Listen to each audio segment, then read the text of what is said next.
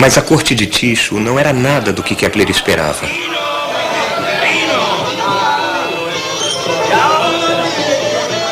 O próprio Tycho era uma figura vistosa, adornada com um nariz de ouro. O original tinha sido perdido em um duelo com um estudante para ver quem era superior como matemático. E ele mantinha um séquito quase circense de assistentes, parentes distantes e parasitas diversos.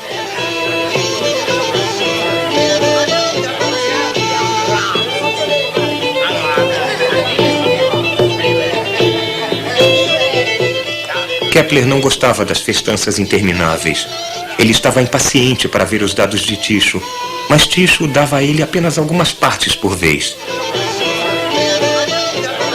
Tycho, disse ele, não me deu oportunidade de compartilhar de seus estudos. Ele, apenas no curso de uma refeição e entre outros assuntos, mencionava, assim de passagem, hoje a figura do apogeu de um planeta, amanhã os nodos de outro. Kepler não compatibilizava com tais jogos, e o clima geral de intriga ofendeu seu senso de decência.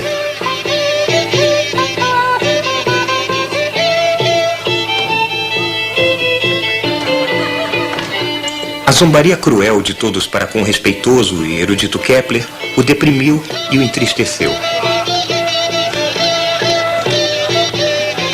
A minha opinião de Tycho é esta. Ele é superlativamente rico, mas não sabe como fazer um uso adequado disso. Tycho possui as melhores observações. Também tem colaboradores. Só lhe falta o arquiteto que daria utilidade a isso tudo.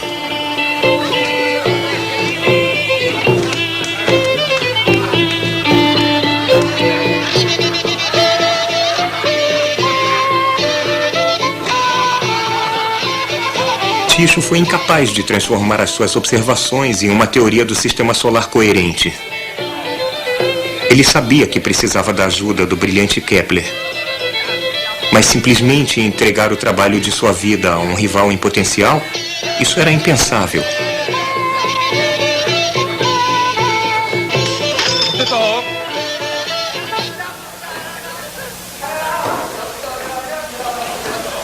Tycho era o maior gênio observador da época e Kepler o maior teórico.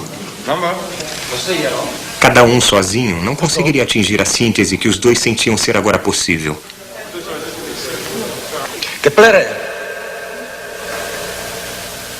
O nascimento da ciência moderna, que é a fusão da observação e da teoria, balançava no precipício de sua desconfiança mútua.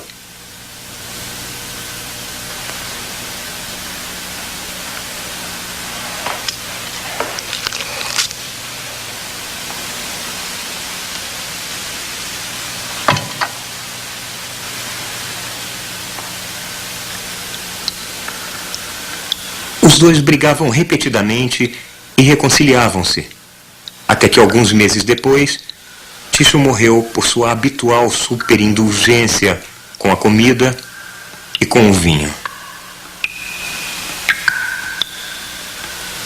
Kepler escreveu a um amigo: na última noite do suave delírio de Tycho, ele ficou repetindo estas palavras como alguém compondo um poema.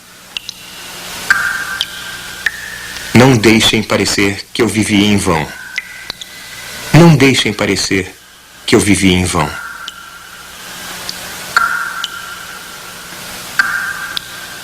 E não viveu.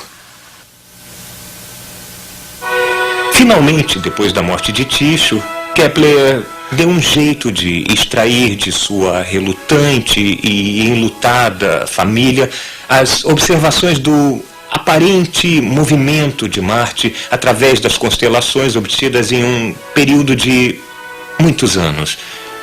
Os dados das últimas décadas antes da invenção do telescópio eram de longe as mais precisas já obtidas até aquela época. Kepler trabalhou com um tipo de intensidade apaixonada para entender as observações de Tycho. Que movimentos reais da Terra e de Marte em relação ao Sol podem explicar a precisão da medida, o movimento aparente, como visto da Terra, de Marte no céu. E por que Marte? Porque Tycho tinha dito a Kepler que o movimento aparente de Marte era o mais difícil de reconciliar com uma órbita circular. Após anos de cálculos, ele acreditava que tinha achado os valores corretos para uma órbita marciana circular que batia com 10 das observações de Tycho Brahe dentro de 2 minutos de arco. Há 60 minutos de arco em um grau angular e, é claro, 90 graus do horizonte ao zênite. Então, alguns minutos de arco é uma quantidade muito pequena para medir, principalmente sem um telescópio. Mas o êxtase de Kepler com a descoberta logo desmoronou para desânimo, porque 2 outras observações de Tycho eram inconsistentes com a sua órbita por uns 8 minutos de arco. Kepler escreveu: se eu tivesse acreditado que poderíamos ignorar esses 8 minutos, teria remendado a minha hipótese de acordo com isso. Mas já que não era permissível ignorá-los, esses 8 minutos apontavam a estrada para uma reforma completa da astronomia.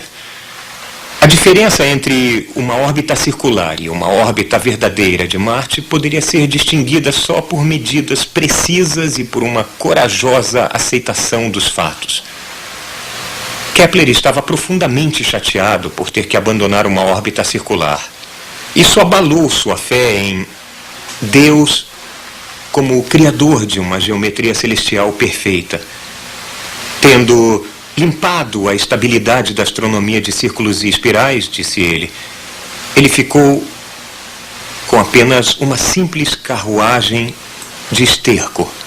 Ele tentou várias curvas ovais mal calculadas, cometeu alguns erros aritméticos que o fizeram de fato rejeitar a resposta correta, e meses depois, em certo desespero, tentou a fórmula pela primeira vez para uma elipse. A elipse batia lindamente com as observações de Tycho. Em tal órbita, o Sol não está no centro, mas sim descentrado. Está em um foco da elipse. Quando um dado planeta está no ponto mais distante em sua órbita do Sol, ele se move mais devagar. Ao se aproximar do ponto próximo, ele acelera. É por tal movimento que nós descrevemos os planetas como sempre caindo em direção ao Sol, mas nunca o atingindo. A primeira lei de Kepler do movimento planetário é simples assim. Um planeta se move em elipse com o Sol em um foco. Enquanto o planeta se move ao longo de sua órbita, ele cobre, em um dado período de tempo, uma área imaginária em forma de cunha. Quando o planeta está longe do Sol, a área é comprida e fina. Quando o planeta está próximo do Sol, a área é curta e atarracada. Embora as formas dessas cunhas fossem diferentes, Kepler descobriu que suas áreas são exatamente as mesmas. Isto permitiu uma descrição matemática precisa de como um planeta muda sua velocidade em relação à sua distância do Sol. Agora, pela primeira vez, os astrônomos podiam predizer exatamente onde um planeta estaria de acordo com uma lei simples e invariável. A segunda lei de Kepler é esta: um planeta cobre áreas iguais em tempos iguais. As 2 primeiras leis do movimento planetário podem ser um tanto remotas e abstratas, mas tudo bem, os planetas se movem em elipses e cobrem áreas iguais em tempos iguais, mas e daí? Não é fácil compreender o movimento circular. Nós temos uma tendência a rejeitar isso, a dizer que é puro trabalho matemático mal feito, ou uma coisa removida da vida diária. Mas é a essas leis que o nosso próprio planeta obedece, enquanto nós, colados pela gravidade à superfície da Terra, nos lançamos ao espaço. Nós nos movemos de acordo com as leis da natureza, que Kepler tinha descoberto. Quando mandamos espaçonaves aos planetas, quando observamos estrelas duplas, quando examinamos o movimento de galáxias distantes, nós descobrimos que em todo o universo as leis de Kepler são obedecidas. Muitos anos depois, Kepler apresentou a sua terceira e última lei do movimento planetário. Uma lei que relaciona o movimento dos vários planetas a cada um e que põe corretamente em ordem o mecanismo do sistema solar. Ele descobriu um relacionamento matemático simples entre o tamanho da órbita de um planeta e a velocidade média na qual ele viaja em torno do Sol. Isto confirmou a sua antiga crença de que deve haver uma força no Sol que move os planetas. Uma força mais forte para os planetas internos, mais rápidos, e mais fraca para os outros planetas externos, mais lentos. Isaac Newton mais tarde identificou essa força como gravidade, respondendo finalmente à pergunta fundamental: o que faz os planetas se deslocarem?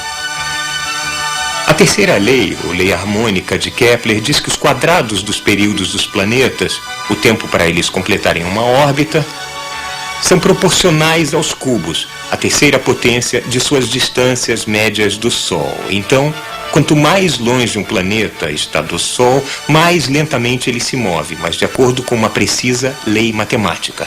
Kepler foi a primeira pessoa na história da espécie humana a entender correta e quantitativamente como os planetas se movem, como o sistema solar funciona.